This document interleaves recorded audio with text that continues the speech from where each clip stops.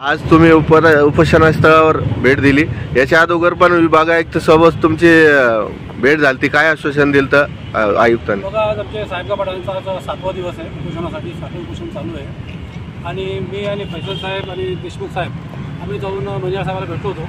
मनियार साहेबांनी आश्वासन दिलं आणि त्यानुसार पत्र पण दिलं त्यांनी आम्हाला.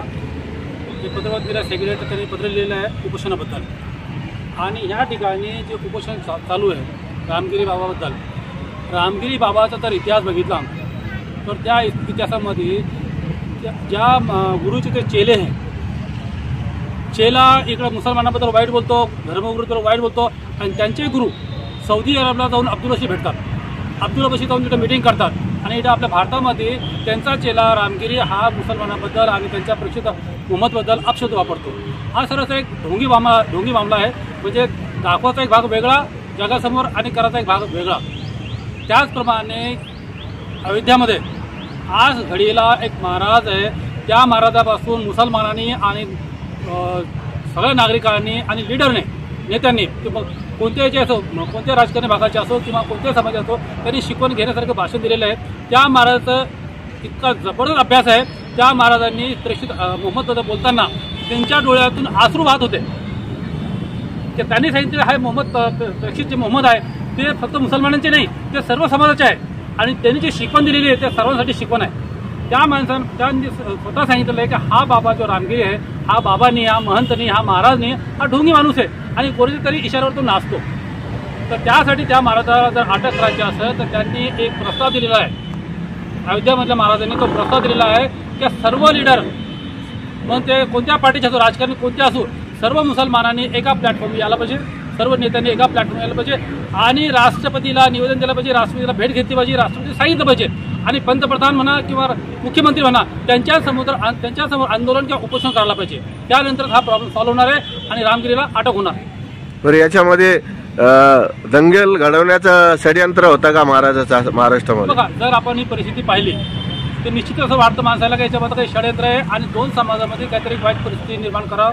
परंतु औरंगाबाद शहराचे पोलीस आयुक्त म्हणा आणि जिल्हाधिकारी साहेब म्हणा किंवा विभागीय आयुक्त साहेब म्हणा यांनी परिस्थिती खूप छान प्रकारे हाताळलेली आहे आणि दोन समाजामध्ये कोणत्या प्रकारची दंगल किंवा वाईट परिस्थिती निर्माण होऊ दिलेली नाही. आतापर्यंत महाराजला अटक झाली नाही. 1314 गुन्हे दाखल झालेले आहे पोलीस स्टेशनमध्ये. पोलीस प्रशासन अटक करण्याची शक्यता आहे का असं तुम्हाला वाटतं? बघा, पोलीस प्रशासन सर्वतोपरी त्यांचं काम करता येतं, काही शंका नाही, काही दुमत नाही, कुणाचं पण दुमत नाही.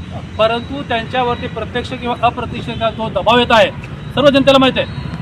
जर तो एखादा आरोपी जमिनीच्या तळघरात पण लपला तरी तो पोलीस त्याला उचलून काढतात आणि अटक करतात. ही आपल्यासोबत परिस्थिती आहे. हे महाराष्ट्र पोलीस आणि भारतीय पोलिसांची खास गोष्ट आहे. परंतु कुठेतरी एक राजकारणी म्हणा, कोणी सामाजिक राजकीय दबाव त्यांच्यावर येत आहे आणि त्या दबावामुळे ते योग्य प्रकारे त्यांचं कार्य पार पाडू शकत नाही. ते सर्वांसमोर आहे आणि आज नाही तर उद्या ही शक्य होणारच आहे, काही शंका नाही. पुढची भूमिका काय असणार आहे मुस्लिम समाजाची? आता पुढची बघा, आमच्या समाजाची जसं आता याच्या अगोदर सांगितलं सर्वांनी, हा एक धार्मिक मुद्दा आहे, सामाजिक मुद्दा आहे, हे राजकारणी मुद्दा नाही आहे आणि सर्वांनी याला धार्मिक मुद्द्याप्रमाणे पाहावं, राजकारणी प्रमाणे पाहू नये.